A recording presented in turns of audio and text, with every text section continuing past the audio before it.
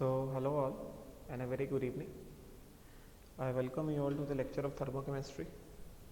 तो last class में हम बात कर रहे थे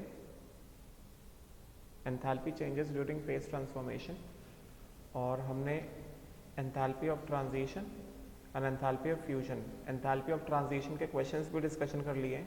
एंथैल्पी ऑफ फ्यूजन बस बताया था, क्वेश्चंस का डिस्कशन नहीं किया है। ठीक है, तो अभी मैं काम करता हूँ, पहले मैं एंथैल्पी ऑफ वेपराइजेशन भी बता देता हूँ। ठीक है, उसके बाद फ्यूजन और वेपराइजेशन के क्वेश्चंस हम लोग एक साथ लेने वाले हैं। ठीक है,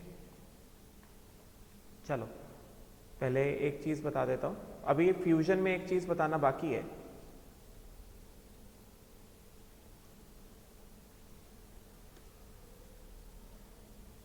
एक साथ ही बताता हूं दोनों को।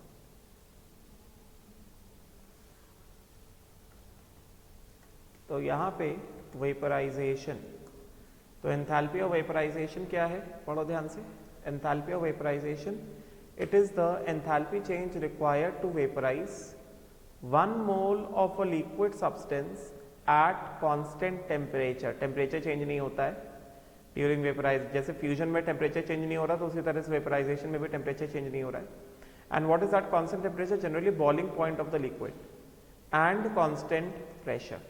समझा क्या मतलब? क्या वी हैव लिक्विड, सपोज करो we have liquid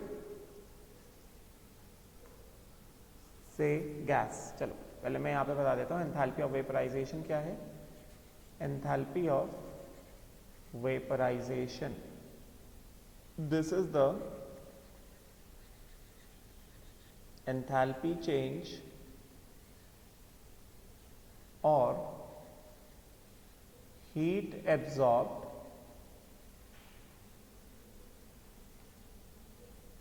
at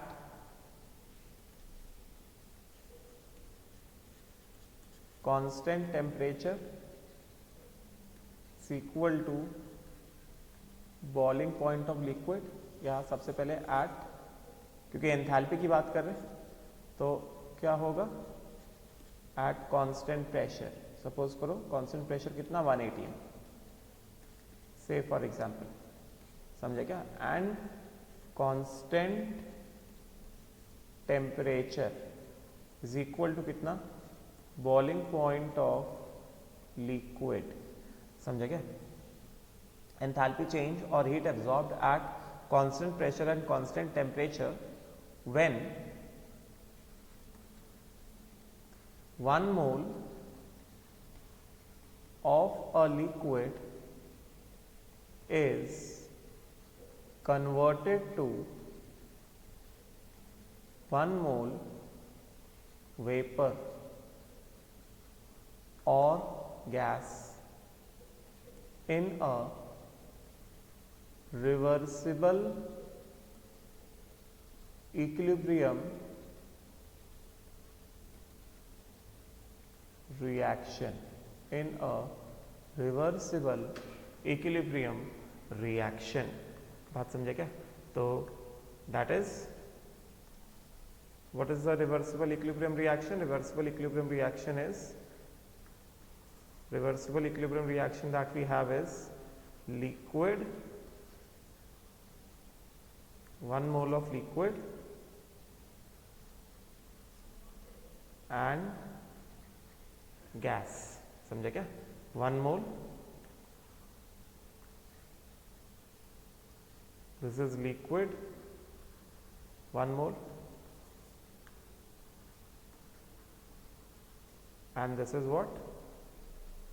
gas also 1 mole। ठीक है, राइट। अच्छा, तो यहां पे क्या है? This is a physical equilibrium, this is a physical equilibrium. Physical change है ना, तो ये क्या है? ये फिजिकल इक्विलिब्रियम है। समझे क्या?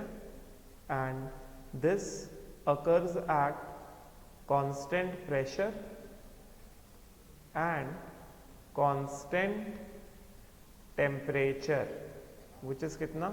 Boiling point, right. तो इस वेपराइजेशन रिएक्शन में जो हीट एब्जॉर्ब होगा कांस्टेंट टेम्परेचर पे, कांस्टेंट प्रेशर पे, उसको क्या कहा जाएगा, उसको कहा जाएगा, या ऐसे लिखो कि इस समय जो इस रिएक्शन का जो डेल्टा एच होगा वो होगा एंथैल्पी ऑफ वेपराइजेशन। समझे क्या? और क्योंकि लिक्विड को जब गैस में कन्वर्ट करता है तो क्या होता है, हीट एब्जॉर्ब होता है, इस वजह से ये कैसा होगा, पॉजिटिव होगा, क्योंकि ये वाला जो रिएक्शन है ये एक एंडोथर्मिक रिएक्शन है, ये एक एंडोथर्मिक रिएक्शन है। हीट ऑफ वेपराइजेशन, वेपराइजेशन क्या होता है, वेपराइजेशन एक एंडोथर्मिक रिएक्शन होता है। समझे क्या? राइट। अच्छा, तो जैसे फॉर एग्जाम्पल हमने लिया H2O लिक्विड, एंड ये जो H2O लिक्विड है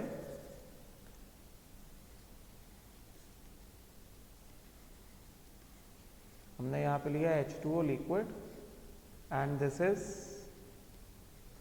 1 atm प्रेशर, समझे क्या, and 373 kelvin temperature. H2O liquid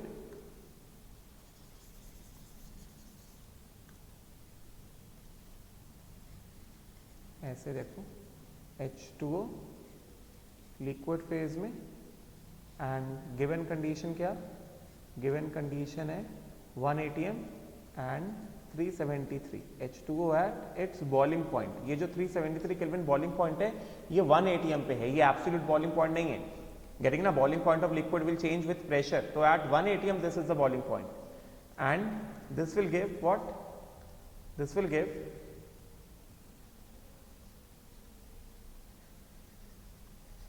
H2O gas, and this is at same pressure and at same temperature। समझे क्या?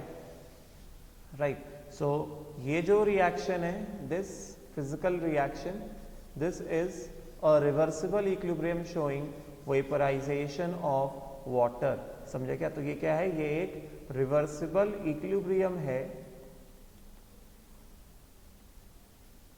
showing vaporization of what, water। समझे क्या? एंड ये कैसा होगा, एक्सोथर्मिक होगा, तो इसका delta H vaporization at given conditions 1 atm and 373 kelvin, this will be a positive value. समझे क्या? एंड क्योंकि ये रिएक्शन कैसा है, एंडोथर्मिक रिएक्शन है, एंड फॉर एग्जांपल तुम यहाँ पे देख सकते हो दिस वैल्यू, ये जो डेल्टा एच वेपराइजेशन है, ये जो वैल्यू है, this value is at 1 atm and 373 kelvin. समझे क्या? राइट। टेम्परेचर नहीं चेंज होता है मगर हीट एब्जॉर्ब होता है, गेटिंग ना, ड्यूरिंग वेपराइजेशन ऑफ वाटर। बात समझ में आई क्या? अच्छा, अब देखो, अब क्योंकि वेपराइजेशन जब होता है तो क्योंकि रिवर्सिबल है, ड्यूरिंग वेपराइजेशन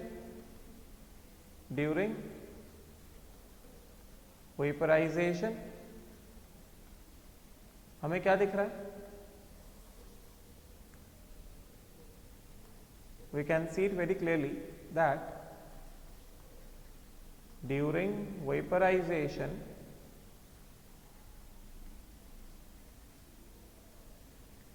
एक बात एकदम क्लियर दिखाई दे रही है हमें, वो क्या है, वो ये है कि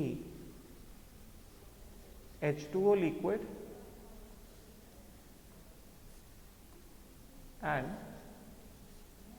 reversible reaction H2O gas। समझे क्या? एंड ये जो रिएक्शन है, this reaction occurs at 1 atm and suppose करो 373 केल्विन, राइट। क्योंकि ये एट इक्विलिब्रियम पे है, this reaction is at equilibrium, समझे क्या? एट इक्विलिब्रियम क्या होगा, डेल्टा जी ऑफ वेपराइजेशन, क्योंकि इक्विलिब्रियम पे ना, तो delta G of vaporization which will be equal to delta H of vaporization minus T. Temperature क्या है एट 1 atm, टेम्परेचर कितना है the boiling point of liquid into कितना delta S of vaporization, delta S of vaporization. ठीक है, तो इसके हिसाब से क्या हो गया, this is liquid, boiling point of liquid, समझे क्या। तो क्योंकि इक्विलिब्रियम पे है तो इक्विलिब्रियम पे क्या होगा, ये डेल्टा जी एट इक्विलिब्रियम क्या होगा, जीरो होगा।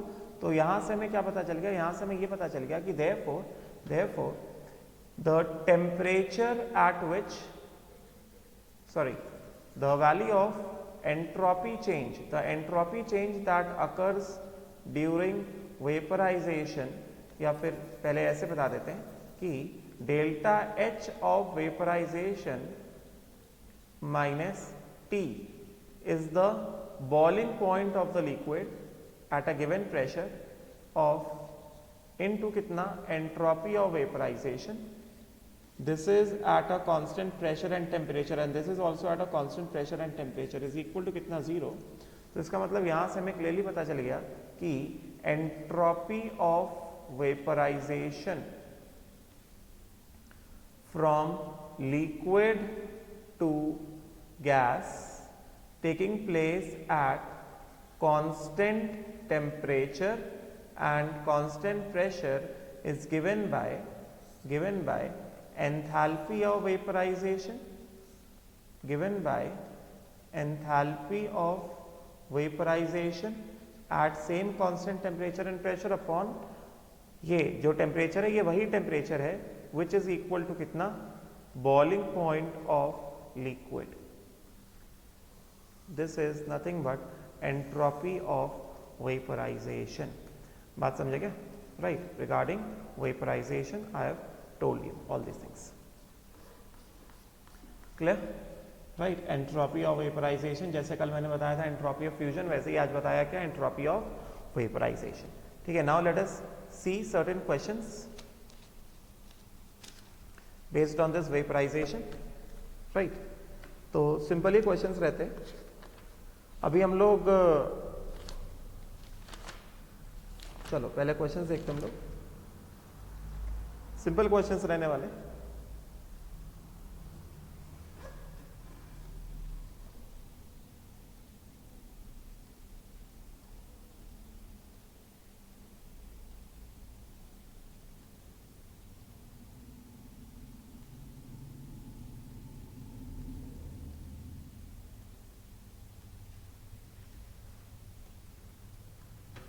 So let us see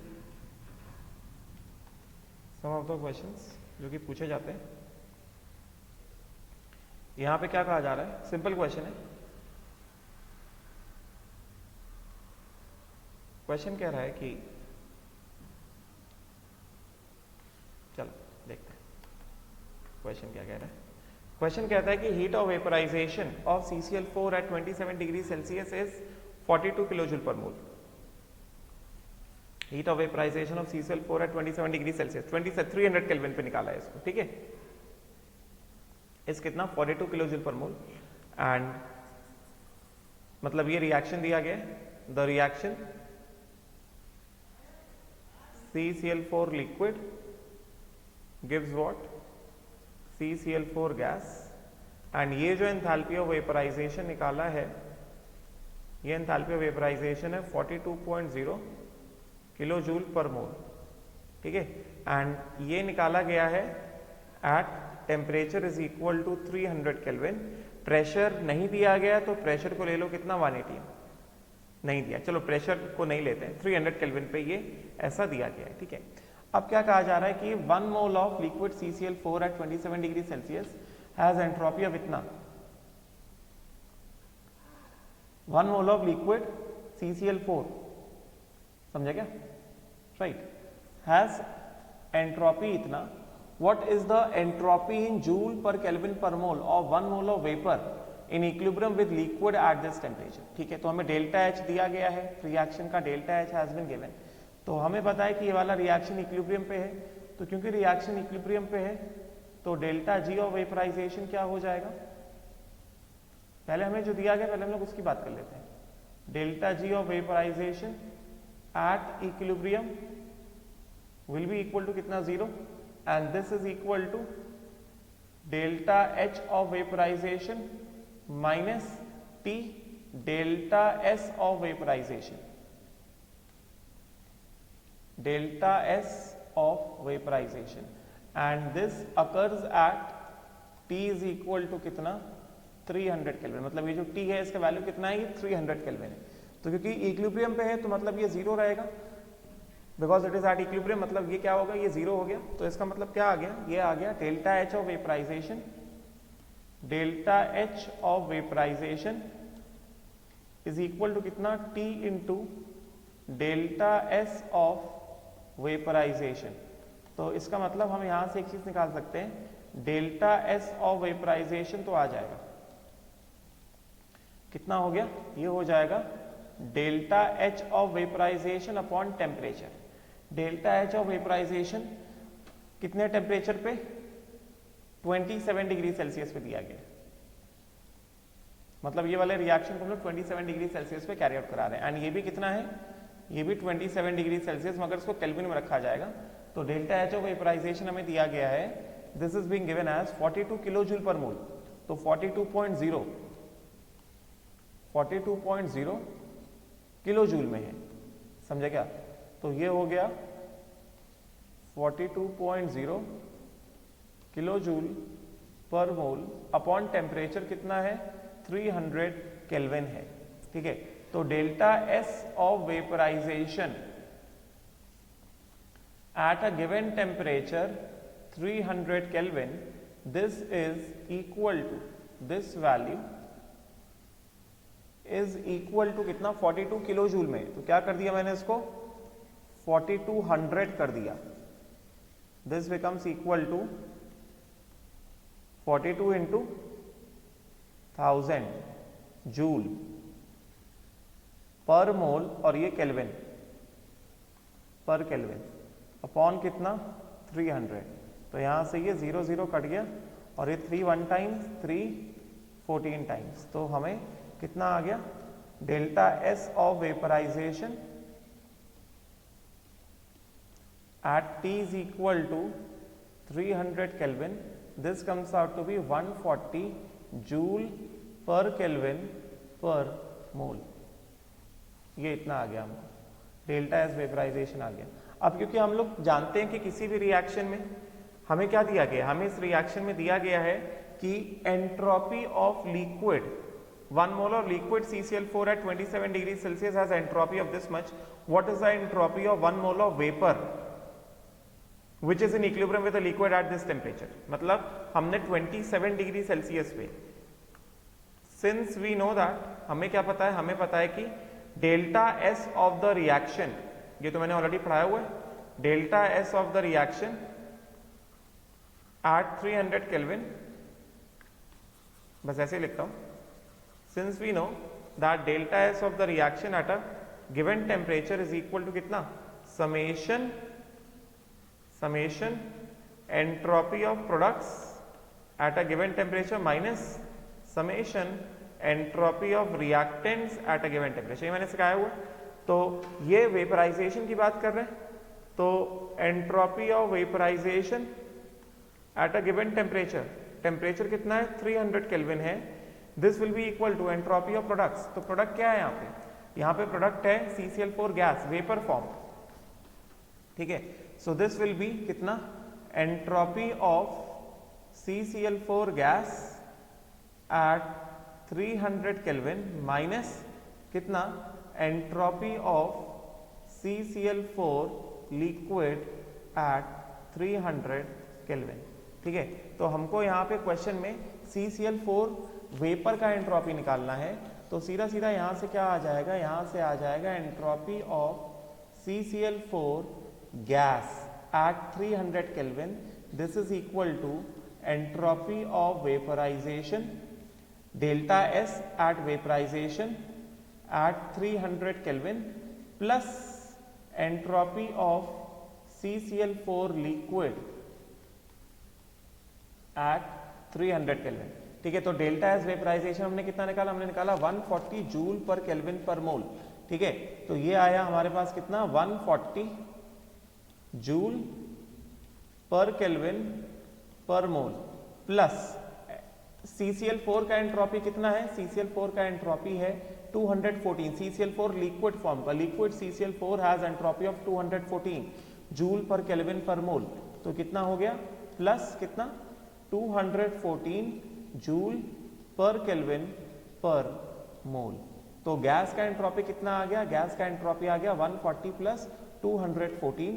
ठीक है, तो ये आ जाएगा हमारे पास 354 joule per kelvin per mole, entropy of CCl4 gas at 300 kelvin. तो ये चीज तो एकदम क्लियर पता चल रही है हमें, यहाँ पे हमें एक चीज एकदम क्लियर पता चल रही है कि अगर हम लोग वेपराइजेशन करते हैं, अगर हम लोग वेपराइजेशन करते हैं लिक्विड से गैस, वेपराइजेशन किया तो in vaporization delta H of vaporization कैसा होता है, पॉजिटिव होता है, क्योंकि रिएक्शन कैसा है, रिएक्शन इज एंडोथर्मिक। ठीक है ना। एंड दूसरी चीज डेल्टा एस ऑफ वेपराइजेशन भी क्या आएगा, डेल्टा एस ऑफ वेपराइजेशन भी पॉजिटिव आएगा, क्योंकि this will be positive, this is कितना entropy of gas minus entropy of liquid.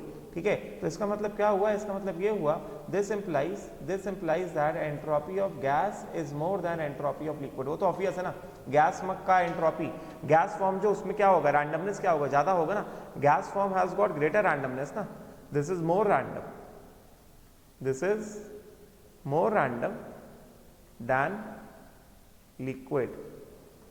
तो एक चीज तो क्लियर है कि जो एंट्रोपी ऑफ गैस है वो जो है वो लिक्विड के एंट्रोपी से क्या होगा, ज्यादा होगा। बात समझे क्या, राइट, क्लियर हो गया। ठीक है, उसी तरह से अगर हम लोग बात करते हैं ड्यूरिंग फ्यूजन, सिमिलरली अगर हम लोग फ्यूजन की बात करें,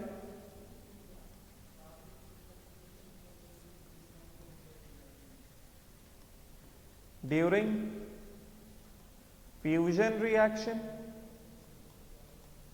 अगर हम लोग फ्यूजन रिएक्शन की बात करें तो फ्यूजन रिएक्शन क्या होता है, फ्यूजन रिएक्शन हमारे पास होता है सॉलिड गिव्स व्हाट, लिक्विड। क्योंकि ये वाला जो रिएक्शन है, ये वाला रिएक्शन एंडोथर्मिक है, तो इसका डेल्टा एच ऑफ फ्यूजन कैसा रहेगा, डेल्टा एच ऑफ फ्यूजन रहेगा पॉजिटिव। मतलब ये जो है ये एंडोथर्मिक रिएक्शन है एंड इसका एंट्रोपी ऑफ फ्यूजन भी क्या आएगा, पॉजिटिव आएगा। वो हम लोग यहां से देख सकते हैं, क्योंकि दिस इज इक्वल टू कितना, delta H of fusion by temperature, जिस टेम्परेचर पर रिएक्शन को कराया जा रहा है। ठीक है, जिस टेम्परेचर पर रिएक्शन को कराया जा रहा है वो वाला टेम्परेचर।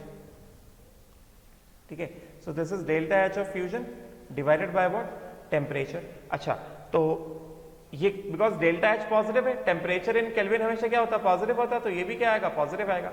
तो ये क्या दिख रहा है हमें, ये हमें दिख रहा है delta H of fusion, delta S of fusion is equal to कितना, this is a positive value and this is equal to entropy of liquid minus entropy of solid. तो यहां से क्या पता चला, ये पॉजिटिव, क्योंकि डेल्टा एस पूरा पॉजिटिव है, तो ये पता चल रहा है कि entropy of liquid is more than entropy of solid. और ऑब्वियस सी बात है, liquid is more random, liquid क्या होता है, liquid is more random than, liquid is more random than what, solid ना, गेटिंग ना। तो एंट्रोपी ऑफ लिक्विड क्या होगा, ज्यादा होगा as compare to entropy of solid. अच्छा, अब उसके बाद नेक्स्ट क्वेश्चन में आते हैं। नेक्स्ट क्वेश्चन में क्या कहा जा रहा है,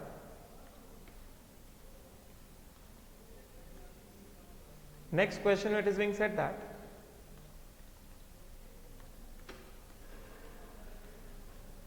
ये वाला क्वेश्चन देखो जल्दी से। अब यहां पे बात कर रहे हैं कंडेंसेशन की। तो कंडेंसेशन हमें पता है। चलो पहले क्वेश्चन देखते हैं हम लोग।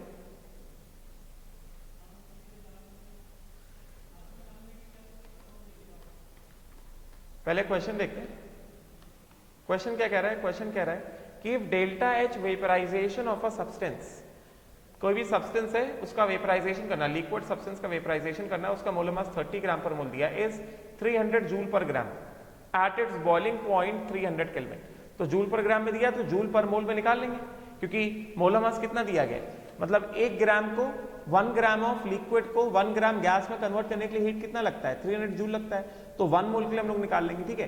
Then molar entropy for the reversible condensation process is, तो पहले हमें जो दिया गया है पहले हम लोग वो लिख लेते हैं। तो हमें क्या दिया गया? हमें दिया गया है एक्स लिक्विड को वेपराइजेशन अगर हमें करना है, वेपराइजेशन ऑफ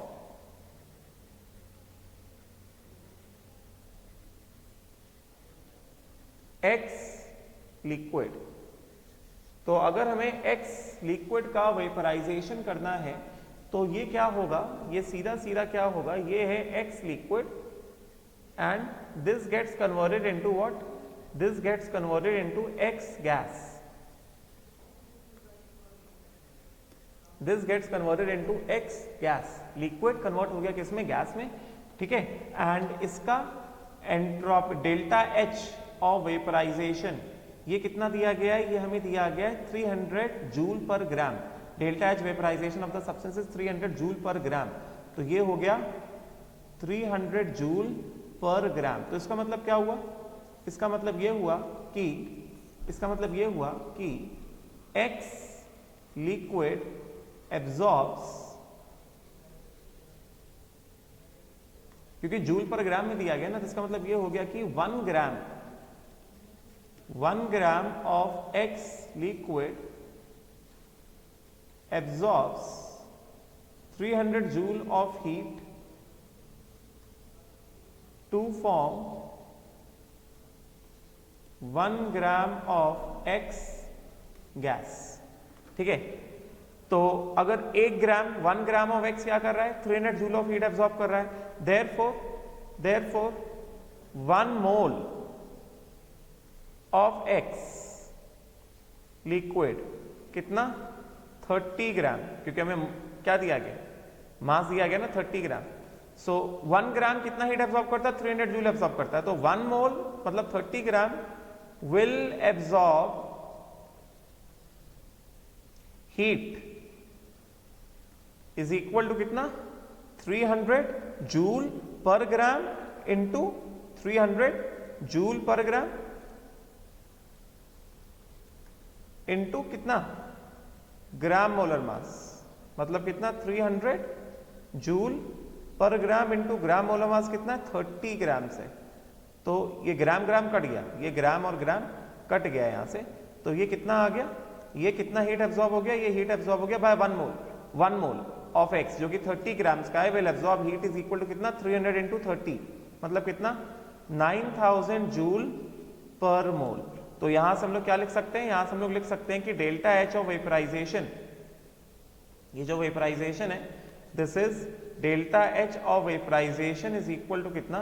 9000 जूल पर मोल। 1 मोल कितना हीट एब्जॉर्ब कर रहा है? 9000 जूल का हीट क्या कर रहा है? एब्जॉर्ब कर रहा है। तो इसका मतलब क्या हो गया? डेल्टा एच ऑफ वेपराइजेशन मैंने निकाल लिया, 9000 जूल पर मोल है। तो अगर हम लोग यहां से बात करें कंडेंसेशन की, क्योंकि यहां पे क्वेश्चन में बात हो रही है कंडेंसेशन रिएक्शन की, तो कंडेंसेशन क्या होता है? रिवर्स ऑफ वेपराइजेशन होता है ना, रिवर्स ऑफ वेपराइजेशन होगा ना।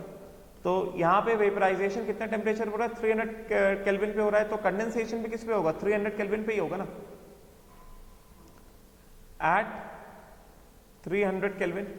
मतलब क्या? X gas at 300 kelvin and constant pressure obviously gets converted into X liquid at 300 Kelvin and constant pressure। समझा क्या? Right, condensation getting. तो यहां पे क्या हो जाएगा? यहां पे डेल्टा एच ऑफ कंडेंसेशन कितना हो गया? डेल्टा एच ऑफ कंडेंसेशन कितना हो गया? Delta H of condensation will be equal to कितना? Minus delta H of condensation कितना हो गया? Minus delta H of vaporization. तो ये कितना आ जाएगा? ये आ जाएगा minus 9000 joule per mole. Delta H of condensation हो गया कितना? माइनस 9000 जूल पर मोल। क्योंकि ये भी कैसा है? इक्विलिब्रियम पे है, at equilibrium only, because this is also at equilibrium. तो इसका मतलब क्या हो गया? Delta G at condensation will be equal to 0, will be equal to कितना? Delta H of condensation at 300 kelvin minus T delta S of condensation. तो ये 0 है, तो यहां से हमें क्या चाहिए? हमें चाहिए डेल्टा एस ऑफ कंडेंसेशन चाहिए। We need delta S of condensation, मतलब गैस से लिक्विड। दिस विल बी कितना? Delta H of condensation upon temperature. Delta H of condensation कितना आया? डेल्टा एच ऑफ कंडेंसेशन आया minus 9000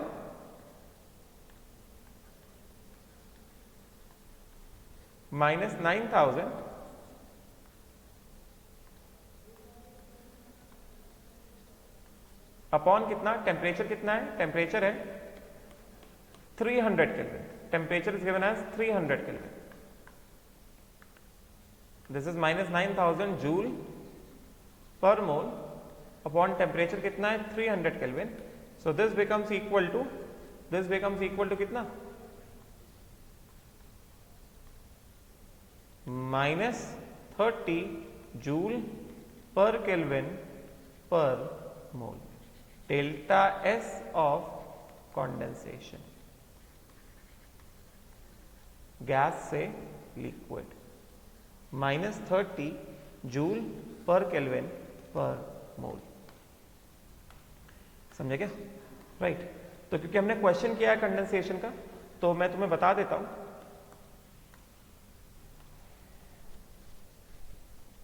condensation reaction,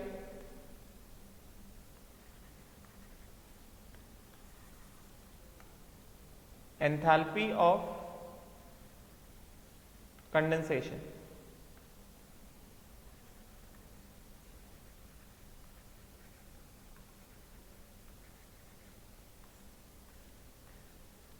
this is the first of all मैं ये बता देता हूं कि कंडेंसेशन रिएक्शन क्या होता है। बहुत सारे लोगों को यही नहीं पता होगा। Condensation reaction, this is nothing but just reverse of vaporization reaction at constant temperature। मतलब क्या? that means at temperature is equal to boiling point only at constant pressure, boiling point only at constant pressure, 1 mole of gas cools reversibly to give 1 mole of liquid। मतलब gas से liquid,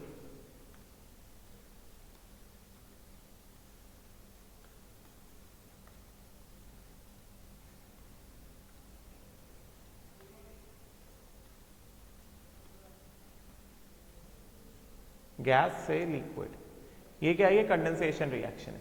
ठीक है, right. This temperature occurs at, in general condensation occurs at temperature is equal to same boiling point of liquid only। Reversible है ना?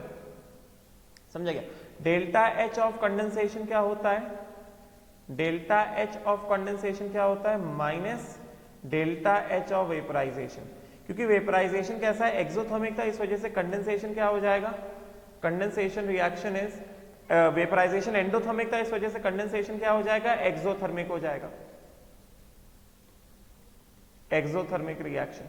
Condensation reaction is what, condensation reaction is exothermic, ठीक है ना, clear. And delta S of condensation क्या हो जाएगा, क्योंकि reaction reverse हो गया और कुछ नहीं हुआ तो क्या हो गया, minus delta S of vaporization, बस रिवर्स हुआ, कुछ तो हुआ नहीं, ठीक है, राइट। उसी तरह से एक क्वेश्चन हम लोग और देख लेते हैं इसी कंसेप्ट पे। तो इसका आंसर कितना आ गया, आंसर आ गया -30 जूल पर केल्विन पर मोल, ठीक है। नाउ नेक्स्ट क्वेश्चन जो है,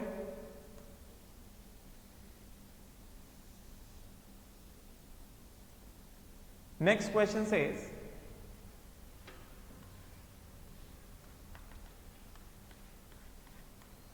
if delta H vaporization of C2H5 whole twice O liquid, मतलब ये ईथर है, is 350 joule per gram at its boiling point 300 Kelvin, then molar entropy change for the condensation process will be। ये तो उसी तरह से, मतलब ये क्या हो गया, हमारा ईथर हो गया C2H5 O C2H5, same similar है एकदम, this is O C2H5 and C2H5 liquid, this is getting converted into what, C2H5 O C2H5 gas, ठीक है। तो हमें क्या कह रहा है, ये 350 जूल पर ग्राम है, मगर डेल्टा एच क्या होता है, 1 मोल के लिए होता है ना, तो इसका डेल्टा एच क्या हो जाएगा, क्योंकि वेपराइजेशन रिएक्शन है, तो डेल्टा एच ऑफ वेपराइजेशन क्या हो गया, डेल्टा एच ऑफ वेपराइजेशन हो गया 350 जूल पर ग्राम, 350 जूल पर ग्राम इंटू कितना, this is delta H of vaporization is equal to कितना, 350 जूल पर ग्राम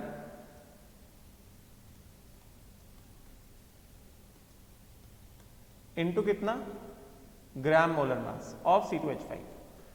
1 ग्राम के लिए 350 जूल एब्जॉर्ब कर रहा है, तो ग्राम मोलर मास से कितना एब्जॉर्ब करेगा, इसका ग्राम मोलर मास कितना हो जाएगा, C2H5 कितना हो गया, C2H5 होल ट्वाइस, तो 2 इंटू C2H5, कार्बन कितने 2 है, मतलब कितना 24, प्लस हाइड्रोजन कितने 5 हो गए, तो 5, प्लस ऑक्सीजन कितना 1, कितना हो गया 16, तो 24 प्लस 5 कितना 29, 29 इंटू 2 कितना 58, 58 प्लस 68 74 ग्राम आ गया, ग्राम मोलर मास इसका आ गया, ग्राम मोलर मास इसका आ गया 74 ग्राम्स। तो दिस बिकम्स इक्वल टू कितना, 350 joule per gram into 74 grams, सो ये ओवरऑल हो गया 350 इंटू 74 जूल पर मोल, ये आ गया हमारा डेल्टा एच ऑफ वेपराइजेशन, ठीक है। डेल्टा एच वेपराइजेशन निकाल लिया, तो अभी क्या करना है, कंडेंसेशन रिएक्शन की बात करें, they are asking us to about the find out the molar entropy change for the condensation process. तो कंडेंसेशन प्रोसेस क्या हो जाएगा, रिवर्स कर दो सेम टेम्परेचर पे, कंडेंसेशन प्रोसेस में क्या होगा, just reverse it at the same temperature, so this will be कितना, C2H5 O C2H5 गैस, और ये हो गया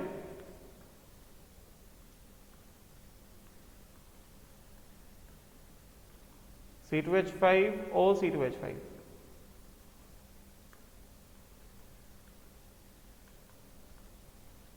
ये लिक्विड हो गया, ठीक है, ये कंडेंसेशन प्रोसेस हो गया। तो इसका डेल्टा एच ऑफ कंडेंसेशन कितना हो गया, वेपराइजेशन का रिवर्स हो जाएगा, समझे क्या, राइट। एंड ये कितना हो गया, -350 into 74, -350 into 74 joule per mole, delta H of condensation हो गया, ठीक है। तो सीधी बात, क्योंकि कंडेंसेशन प्रोसेस है, डेल्टा जी क्या होगा, 0 होगा, this will be equal to delta H of condensation minus कितना, T delta S of condensation, getting ना, minus T delta S of condensation. तो ये जो रिएक्शन हो रहा है इसका डेल्टा एस ऑफ कंडेंसेशन कितना आ जाएगा? टेम्परेचर वही रहेगा जिस टेम्परेचर वेपराइजेशन हो रहा है, क्या हो जाएगा? Delta H of condensation by temperature कितना हो गया? Minus 350 into 74 upon temperature. कितने टेम्परेचर पे हो रहा है ये रिएक्शन? 300 केल्विन। 300 केल्विन पे हो रहा है, सो डिवाइडेड बाय कितना हो जाएगा? 300 केल्विन आ जाएगा। दिस इज जूल पर मोल और यहां पे क्या आ गया? केल्विन आ गया। ठीक है, so this becomes delta H of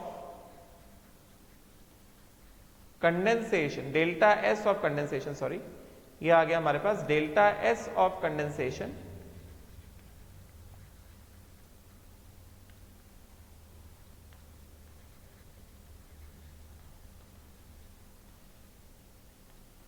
delta S of condensation this is equal to कितना? Minus 350 into 74 upon 300 joule per mole per kelvin.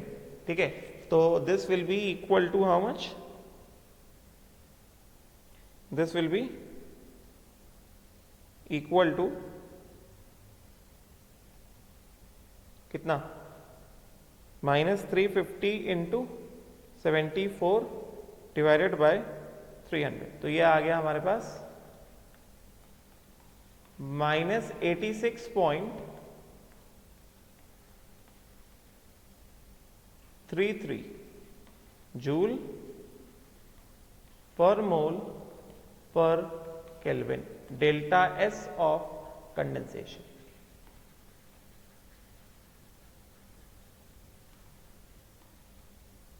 Condensation reaction का ये डेल्टा एस है। ये क्या आ गया? ये हमारा आंसर आ गया। मेरे साथ समझ गए होगे अभी कि क्या करना है इन सभी रिएक्शंस में। ठीक है, राइट। तो नाउ नेक्स्ट जो है, तो ये मैंने बता दिया। अब हमारे पास क्या बचा है? हमारे पास बचा है सब्लिमेशन बचा है। तो सब्लिमेशन को अभी मैं पहले थोड़ा आगे पढ़ा देता हूं, फिर मैं वापस आऊंगा सब्लिमेशन में। ठीक है, चलो अभी लास्ट टॉपिक ही है हमारा, किरचॉफ्स आएगा, मगर किरचॉफ से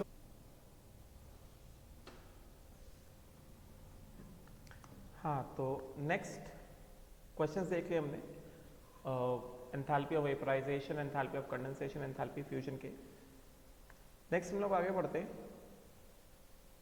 लेटेंट हीट। अभी ये फेज चेंज की बात हो रही है। लेटेंट हीट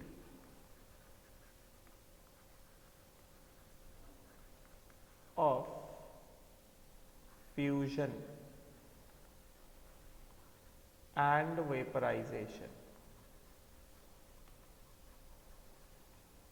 या सीधे सीधे ऐसे लिखते हैं, latent heat and specific latent heat. latent heat and specific latent heat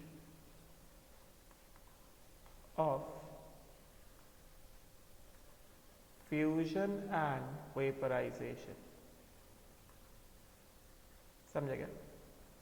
तो जैसे मैंने कहा लेटेंट हीट, लेटेंट हीट का मतलब ही होता है this is the hidden form of heat, hidden form of heat। समझे क्या? And hidden form of heat का मतलब क्या हुआ? इसका मतलब ये हुआ that this heat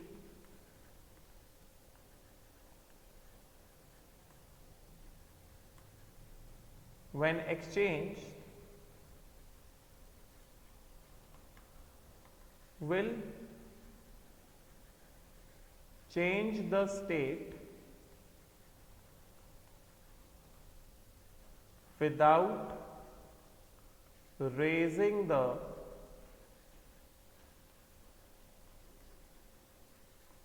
temperature। latent heat, it is the hidden heat। और ये वाला हीट जब एक्सचेंज होता है ये बस स्टेट को चेंज करता है, मगर टेम्परेचर रेज नहीं होता है, ठीक है। Without raising the temperature it will change the state, ठीक है। तो सबसे पहले हम लोग बात करते हैं, सबसे पहले वी हैव लेटेंट हीट,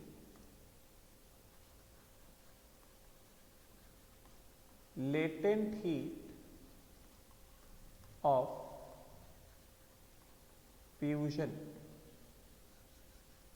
तो latent heat of fusion का मतलब क्या हुआ? latent heat of fusion का मतलब क्या हुआ? that this is the heat absorbed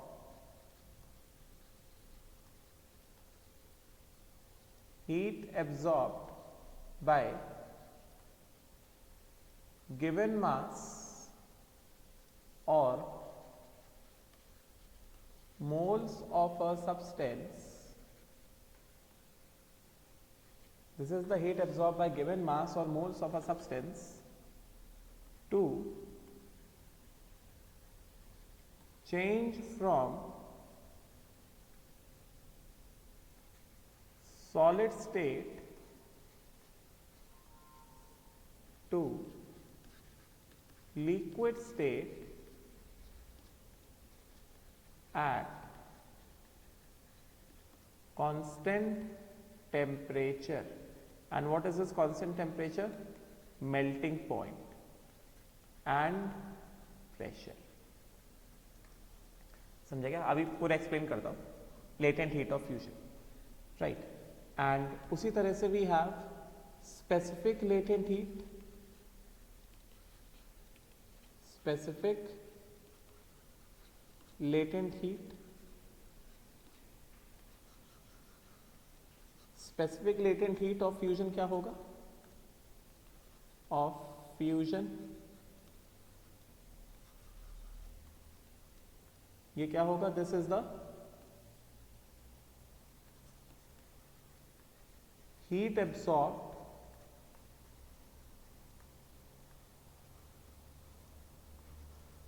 by 1 gram of a substance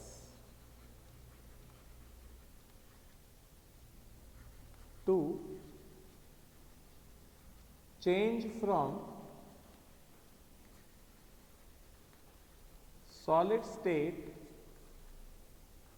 to liquid state at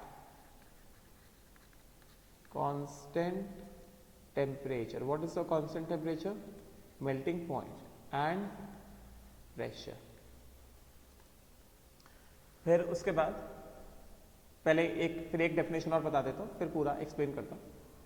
उसके बाद next we have molar specific latent heat, molar specific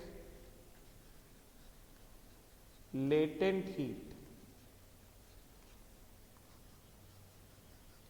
so molar specific latent heat is nothing but enthalpy of fusion only, and क्या होगा? this is the amount of heat absorbed, amount of heat absorbed by 1 mole of a substance, by 1 mole of a substance to change from solid state to liquid state at constant temperature। क्या? melting point and pressure, ठीक है। तो latent heat क्या है? Latent heat is the amount of heat absorb bye given mass या given moles. कितना भी मास, कितना भी मोल्स ऑफ सब्सटेंस को अगर सॉलिड से लिक्विड में मेल्ट होना है at a melting point and pressure, तो उस केस में जो हीट एब्जॉर्ब होगा तो उसको बोला जाएगा latent heat of fusion. Specific latent heat of fusion क्या है? अब हमने क्या कर दिया? मास को फिक्स कर दिया। The amount of heat absorb needed to melt only 1 gram of the substance from solid state to liquid state at melting point and pressure। and molar specific latent heat of fusion, molar specific latent heat of fusion, पूरा heading ये क्या है, this is amount of heat absorb bye, फिर यहां पे भी amount of substance fix है, जैसे सिर्फ स्पेसिफिक हीट में क्या था 1 ग्राम था, अमाउंट ऑफ सब्सटेंस फिक्स था, मोलर स्पेसिफिक लेटेंट हीट में भी अमाउंट ऑफ सब्सटेंस फिक्स है, कितना 1 mole, and this is basically what enthalpy of fusion only, मतलब क्या amount of heat absorb by 1 mole of a substance to change from solid state to liquid state at constant temperature and pressure, समझेगा। तो जैसे suppose करो this is substance X, this is m grams and m grams में इसके पास क्या है, इसके पास n moles है, m grams में इसके पास क्या है, इसके पास n मोल्स है, ठीक है, this is the solid state, right, this is at pressure P, this is at pressure P and temperature T, and इसको क्या किया, इसको मेल्ट कर दिया, तो ये क्या बन गया, ये ऐसा लिक्विड बन गया, this becomes liquid at same pressure and same temperature, करेंगे ना, मास m एंड n मोल्स, ठीक है, और इसने इस पूरे प्रोसेस में हीट एब्जॉर्ब किया, गेटिंग ना, therefore heat absorbed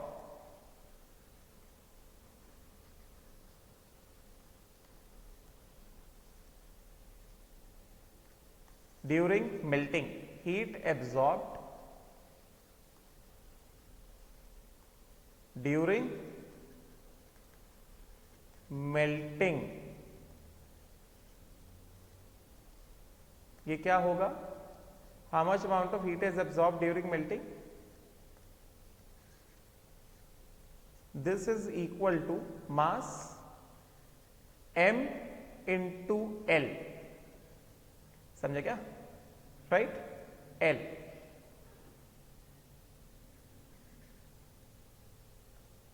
L of fusion, m into L of fusion is equal to, इसमें कितने मोल्स, n मोल्स थे, n into L of m fusion, L ऊपर लिख देता हूं m फ्यूजन, समझे क्या। तो ये जो है हीट एब्जॉर्ब ड्यूरिंग मेल्टिंग, तो मैंने यहां पे क्या लिखा, मैंने यहां पे ये लिखा कि मेल्ट करते समय, therefore I wrote heat absorb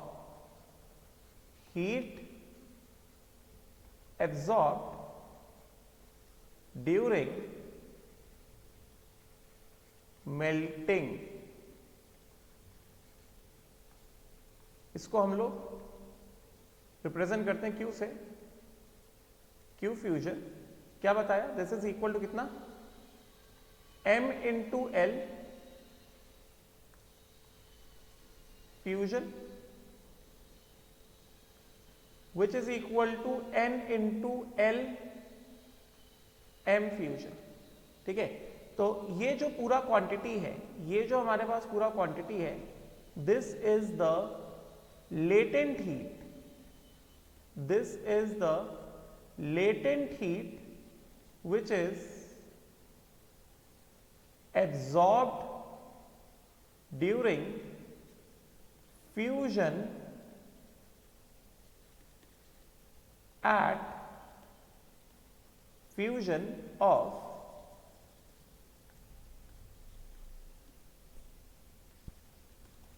m grams or n moles of x, मैंने यहां पे सब्सटेंस को क्या बताया, x बताया, समझे क्या, टू मेल्ट इट, मतलब सॉलिड से liquid at constant temperature and pressure, इसको कांस्टेंट टेम्परेचर प्रेशर में कन्वर्ट करने के लिए टोटल हीट जो एब्जॉर्ब हुआ है, that is what, Q fusion, and वो जो Q फ्यूजन है वो क्या है, वही है लेटेंट हीट ऑफ फ्यूजन, मतलब ये हिडन फॉर्म ऑफ हीट है, और ये वाला हीट एब्जॉर्ब करके टेम्परेचर नहीं बढ़ रहा है, बस स्टेट चेंज हो रहा है, इस वजह से क्या कहा गया, इसको हिडन हीट कहा गया। अच्छा, अब इसमें जो है ये एल फ्यूजन जो है this is the specific latent heat. L fusion जो है this is the specific latent heat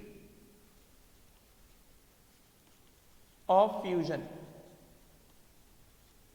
समझे क्या? L is the specific latent heat of fusion. इसका यूनिट क्या होगा? यूनिट होगा जूल पर ग्राम और कैलोरीज पर ग्राम। L fusion.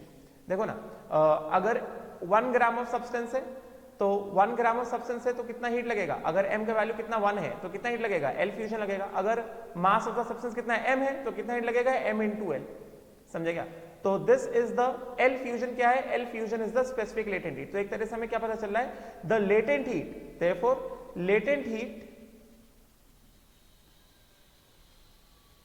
Is equal to कितना?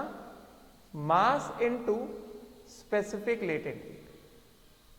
Latent heat is equal to कितना? Mass into specific latent heat of fusion is equal to mass into specific latent heat of fusion. यहां पे L fusion क्या है? L fusion is the specific latent heat of fusion. Latent heat of fusion.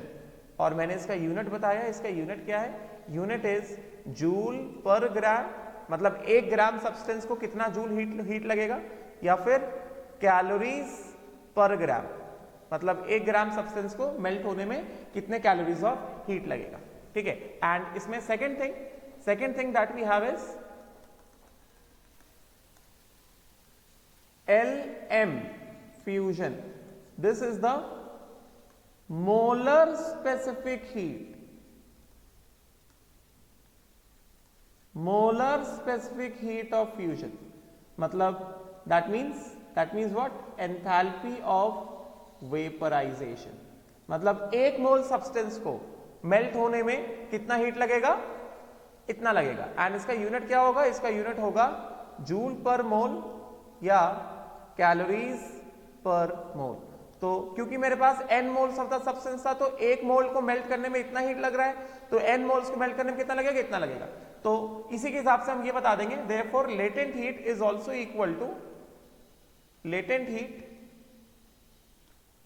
Equal two moles into molar specific latent heat. Moles into molar specific latent heat of fusion. समझे क्या? Right. ये भी हम लोग इसमें बोल सकते हैं। क्लियर हो गया? मेरे हिसाब से भी समझ में आया होगा लेटेंट हीट ऑफ फ्यूजन क्या है। ठीक है। तो ये लेटेंट हीट मैंने बता दिया। अभी इसके आगे का चीज नेक्स्ट क्लास में।